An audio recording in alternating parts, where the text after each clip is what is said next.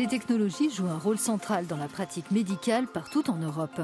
Pourtant, les entreprises qui les produisent sont confrontées au sein de l'Union européenne à des règles et normes très diverses, ce qui limite leur développement. L'organisation Integrating the Healthcare Enterprise, ou IHE, fait partie des initiatives qui les aident à mieux se connecter aux différents marchés.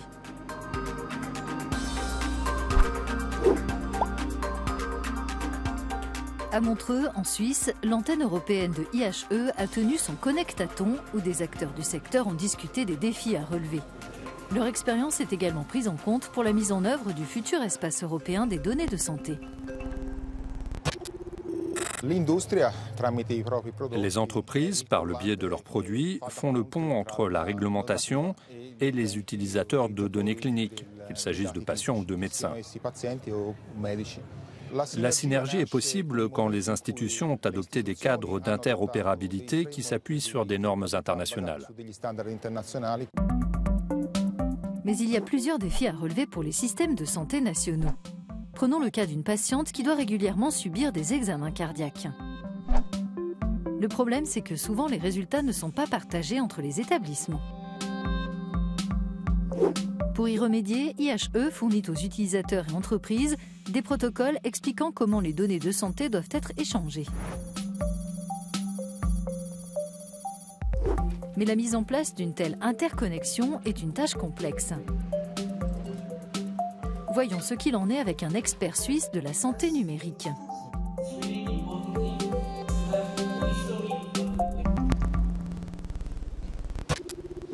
Il y a différents challenges. Déjà, le premier, c'est d'établir une base légale pour permettre cet échange, ce partage de documents, pour faire que le patient possède le dossier, puisse contrôler qui va y accéder. Il y a ensuite des questions techniques de dire comment est-ce que les différents systèmes vont dialoguer entre eux. Et c'est là où IHE intervient de manière majeure en fournissant des standards pour permettre cette interopérabilité. Les standards ou règles permettent la communication entre les systèmes de santé, l'interopérabilité, l'échange coordonné des informations. Des aspects cruciaux pour partager des données médicales et délivrer des soins de qualité.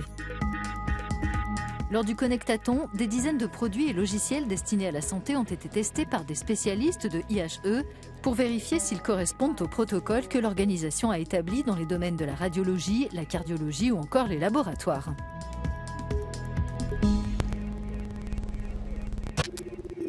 Les éditeurs logiciels qui prennent part à l'événement ont pour objectif de tester les échanges entre leur système et les autres systèmes logiciels qui sont calqués sur les cas d'usage réels.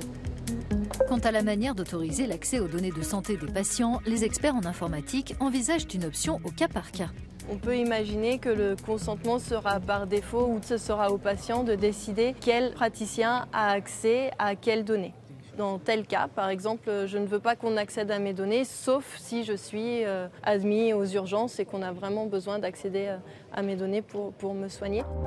Grâce au partage d'informations renforcé par l'espace européen des données de santé, les entreprises seront mieux à même de proposer leur technologie médicale sur un marché plus vaste et d'offrir des solutions davantage centrées sur le patient.